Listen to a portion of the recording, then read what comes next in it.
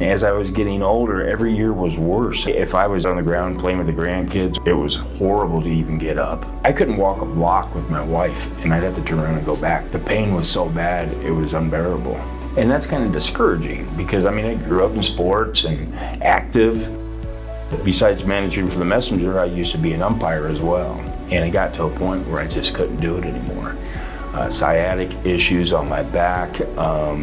Doing the yard work was just excruciating pain. It was just horrible. So I started going through the pain center on my back.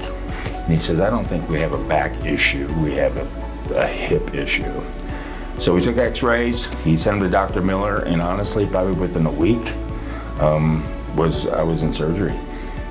I think there was a lot of arthritis in my right hip. Not as much in my left, but a lot in my right. My right leg was a lot shorter than my left leg. And so that's why I was having all the sciatic and the back issues, because just everything was screwed up back there.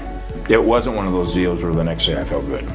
The first week or so was really touchy, maybe even 2 weeks.